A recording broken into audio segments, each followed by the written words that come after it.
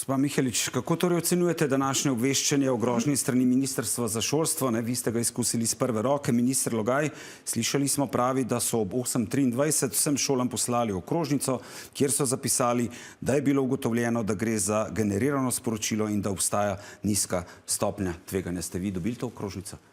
Res je, da smo dobili okrožnico malo pred 8:30, vendar je bila nekoliko drugačna vsebina.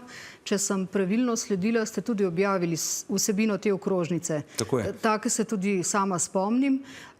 Tako da, kar se tiče današnjega obveščanja, smo se ravnatelji znašli, bom rekla, in smo pač poiskali informacije na straneh policije, na uradnih straneh policije, tako da smo lahko potem tudi starše relevantno obvestili. Ampak zdaj me zanima, gospa Mihelič, sem vas pozorno poslušal, se mi zdi, da ste se nekako izognili mojemu odgovoru na moje vprašanje.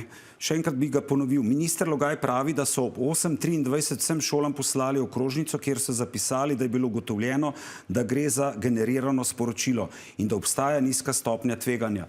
Okrožnico, ki smo jo mi objavili in ki pravite, da ste jo tudi vi dobili, tega ne vsebuje. Ne, je pa možno, da jaz seveda okrožnice nisem, te druge, ki naj bi jo domnevno poslali, možno, da je nisem videla, kar je samo dodaten indic za to, da je tak sistem obveščanja pomanjkljiv.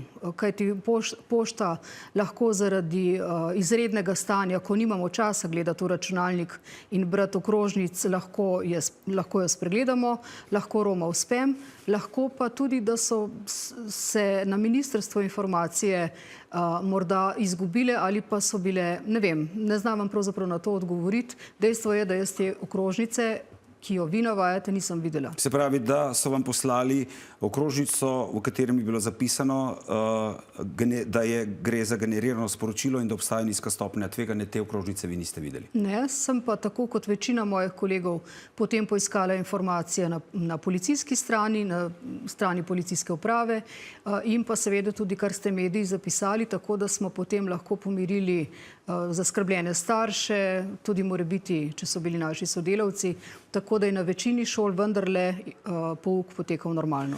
Gospod Ogrinc, kdaj pa ste na policiji izvedeli za grožnjo šolam in kako ste reagirali? Kakšen je protokol?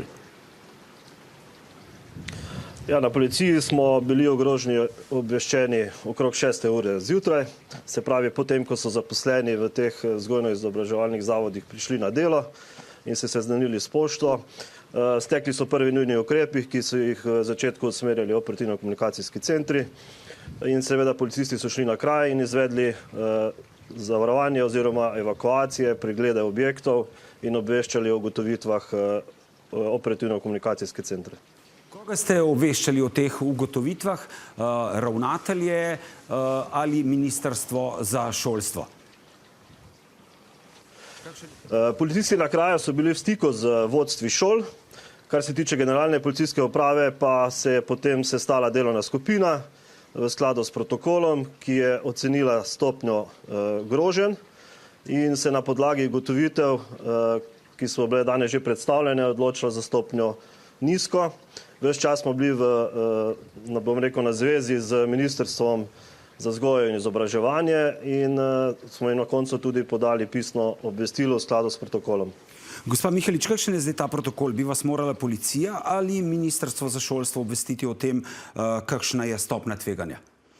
Kolikor mi je znano, protokol, ki sta ga lani podpisala oba ministra, je veleval, tako kot je ravnokar drugi gost povedal, da se obe ministrstvi med seboj uskladita tako o stopni tveganja, kot tudi o nadaljnih ukrepih in da pač šole potem obvešča naše ministrstvo, torej Ministrstvo za vzgojo in izobraževanje. Kot ste sami rekli, dobili smo to jutranje okrožnico in potem še eno kasneje, v kateri so nas pozivali naj sporočimo, če pouka nismo izvajali in to je, kolikor vemo, vse. Bi pa, če dovolite, rada ob tem povedala, da je za nas zelo pomembno, da dobimo pomirjujočo informacijo z našega ministrstva, če tudi še nima vseh informacij. Kar pomeni, da bi bili hvaležni ali pa pomerjeni že, če bi, naprimer, zjutraj, če se ne motim, je naš minister dr. Logaj začel potem stvari urejati okoli 7. ure zjutraj, če bi nam ministrstvo takrat nekako poslalo neko obvestilo, v katerem bi zapisali, da so obveščeni, da vedo, da se nekaj dogaja, da so stvari pod nadzorom in naj zaenkrat brez panike počakamo na njihovo usmeritev. Odločitev je v končni fazi še vedno ravnateljeva. Če ravnatelj odloči oziroma ugotovi, da vendarle se meni, da ni dovolj varno za otroke, je razumljivo, da se bo še naprej odločil za evakuacijo. Ampak vendarle verjamem, da je bilo veliko mojih kolegov, kolegic v stiski, kako ravnati. Ampak sej ravno zato, ker to striže, če minister govori, da je 8.23 vsem šolam poslal okrožnico, kjer so zapisali, da je bilo ugotovljeno, da gre za generirano sporočilo in da obstaja nizka stopnja tveganja, bi bili vi pomirjeni, ravnatelji bi bili poverjeni. Ampak okrožnica, ki je bila poslana ob 8:27 minut, to je bil dopis direktorata za predšolsko vzgojo in osnovno šolo, se končuje takole. Sporočam vam, da je policija že obveščena in ukrepa skladno s svojimi pristojnostmi. Tekom dneva boste prejeli obvestila policije o njihovih ugotovitvah in nadaljnjih ukrepih ter ravnanju. In lahko tudi povem, da je policija odlično opravila svoje delo. Kolegica, predsednica srednješolskih ravnateljev, je povedala, da so njih klicali policisti in so jim pač z njimi skomunicirali, da so varni, da ni razloga za preplah, pa vendarle vemo, da je bil en velik srednješolski center evakuiran kljub temu. Tako da še enkrat dve stvari bi torej... Povejte, kaj lahko spremenimo na podlagi tega, o čemer se zdaj pogovarjamo? Najprej predlagam, da še enkrat oba ministra pretreseta protokol, ki se nam je lani, ko so ga sprejeli, zdel zelo dober in ustrezen, in predvsem to komunikacijo, obveščanje potem, kako naj rečem, vseh deležnikov, kako poteka naprej.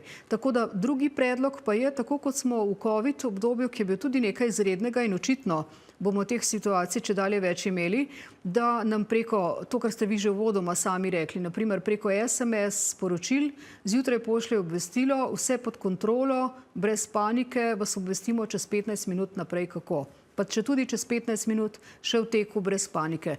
Tako da takrat, kadar je krizna situacija in za marsikoga danes je bila taka, zato je bilo 18 šol evakuiranih, morda tudi kakšen vrtec, tega podatka nimam. Tako da to verjamem, da bi se dalo na ta način, tako da imamo še priliko za izboljšanje. In še enkrat, protokol lani sprejet je dober protokol.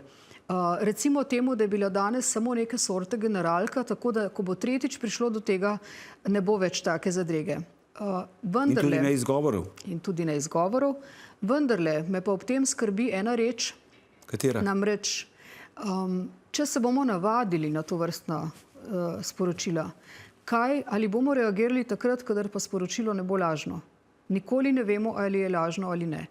Tako da odlično je, da je policija pripravljena, da vedno zelo resno vzame, moramo pa tudi šole biti pravočasno obveščene in vrtci seveda, ali nas mora bolj skrbeti ali zgolj preventivno.